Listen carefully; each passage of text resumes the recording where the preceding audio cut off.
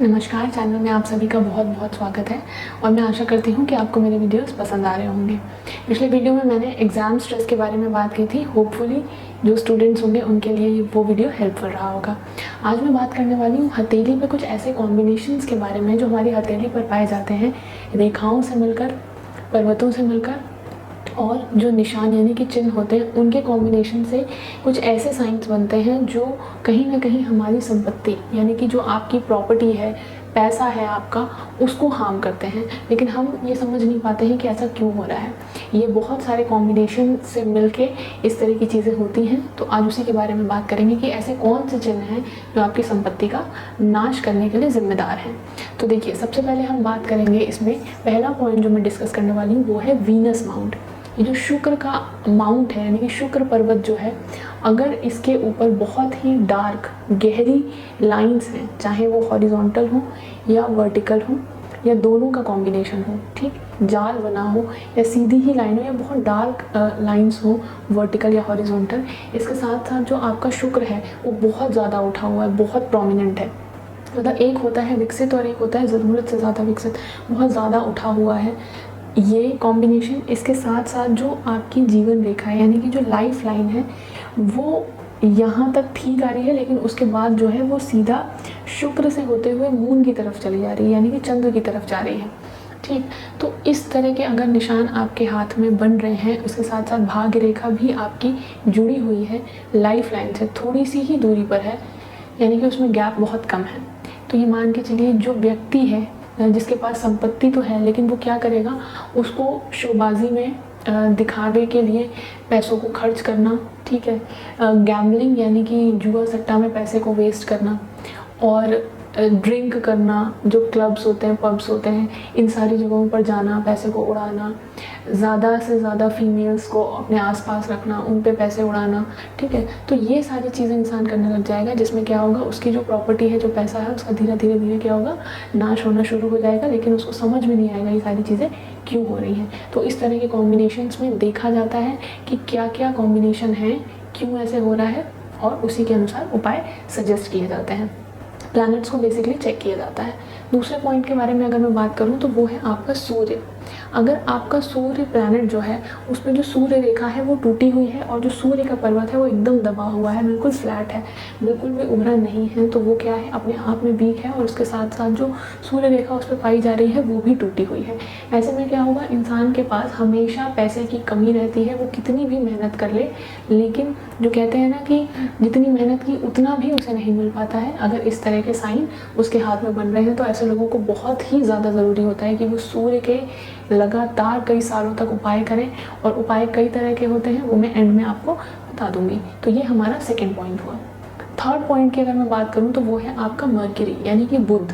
अगर बुध प्लैनेट जो है, ये आपका प्लैनेट तो ठीक है, ठीक, लेकिन इसके ऊपर आपको काला तिल मिल रहा है, ठीक, साथ ही इस पे जाल का निशान है। अगर आप देखेंगे कि यहाँ पे जाल का निशान है, इसके साथ साथ भाग्य रेखा भी टूटी हुई है, तो आप ये समझ जाइए कि आपका जो पैसा है वो कहीं ना कहीं आपका कोर्ट केस हो गया या मतलब स्टे हो गई आपकी प्रॉपर्टी पे, इन सारी चीज़ों में चला जाएगा, कहीं ना कहीं खर्च होता रहेगा और आपको समझ में नहीं आएगा ऐसा क्यों हो रहा है। बिजनेस में लॉस होता चला जाएगा, पैसा आ रहा है, कुछ पता नहीं चलेगा कि पैसे आपके कहाँ जा रहे हैं।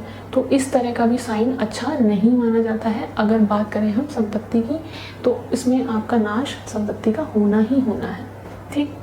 अगले पॉइंट की हम बात करेंगे तो अगर आपके जो दोनों मंगल हैं, निम्न मंगल और जो उच्च मंगल है, अगर दोनों मंगल जो हैं वो आपके दूषित हैं यानी कि उन पे किसी न किसी तरह से जाल बना हुआ है, रेड या ब्लैक स्पॉट्स हैं, इसके साथ साथ जो आपकी जीवन रेखा है, जो ये जीवन रेखा है, इस पर आपको गहरी गहरी मंगल रेखाओं ने इसे काट रखा है, तो आपका जितना भी पैसा होगा वो जाए। पहली चीज़ तो उस पर कोर्ट केसेस बहुत ज़्यादा होंगे, अगर प्रॉपर्टी है तो उसमें बहुत कोर्ट केसेस होंगे, प्रॉपर्टी नहीं है तो आपके ऊपर कोई ना कोई कोर्ट केस चलेगा, फैमिली में किसी के ऊपर चलेगा और उसमें पैसा आपका वेस्ट होगा। इसके साथ साथ आपके घर में कोई ना कोई बीमार रहेगा, आप खुद भी बीमार रह सकते हैं, मतलब सर्जरी में, हॉस्पिटल में, दवाओं में बहुत पैसा वेस्ट होगा, इतना कि आप मतलब एक बहुत ही लोअर फाइनेंशियल प्रॉब्लम तक जा सकते हैं। तो इस तरह की परेशानी, जो इस तरह के साइन होते हैं वो अच्छे नहीं माने जाते हैं। ये आपको शरीर से भी परेशान करेंगे और आपके धन का भी लॉस होना निश्चित है। तो ऐसे में ज़रूरी है कि आपको निर्धारित उपाय ज़रूर से ज़रूर करने चाहिए। आखिरी पॉइंट की मैं बात करने वाली हूँ, वो है आपकी जो ये रिस्ट लाइंस होती हैं, जिन्हें मणिबंध रेखाएं बोला जाता है।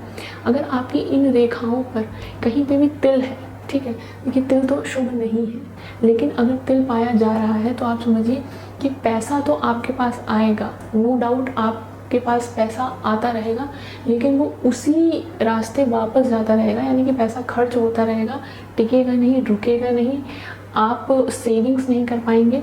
तो इस तरह के साइन जो हैं, अगर मोल है तो आपको पैसा तो आएगा लेकिन आप उसे सेव नहीं कर पाएंगे और उसका लॉस होता रहेगा, यानी कि एक तरफ से आएगा और दूसरी तरफ से किसी ना किसी बहाने से, किसी ना किसी प्रॉब्लम की वजह से वो निकलता जाएगा। तो ये 4-5 साइन जो मैंने आज आपको बताए हैं, ये आप अपनी हथेली में नोटिस करिए। अगर ऐसे कॉम्बिनेशंस आपकी हथेली में बन रहे हैं तो आप सबसे पहले रेमेडीज़, जैसे मैंने बात की थी कि रेमेडीज़ क्या करेंगे, इसमें आपको सबसे पहले एनालाइज करना है कि कौन कौन से निशान हैं जो अभी मैंने बताए हैं, इनमें आपकी हथेली में बन रहे हैं। उन्हें ढूंढिए, समझिए, एनालाइज करिए कि कहाँ पे प्रॉब्लम आ रही है। अगर आप नहीं समझ पा रहे हैं तो आप कंसल्टेशन ले सकते हैं। कंसल्टेशन के लिए आप टेलीग्राम पे मैसेज कर सकते हैं, लिंक डिस्क्रिप्शन बॉक्स में है। उसके बाद आप जब ये समझ जाएं कि किस प्लैनेट से आपको प्रॉब्लम हो रही है और किसके लिए आपको उपाय करने ज़रूरी हैं, तो आप उनके धीरे धीरे उपाय करना शुरू करिए।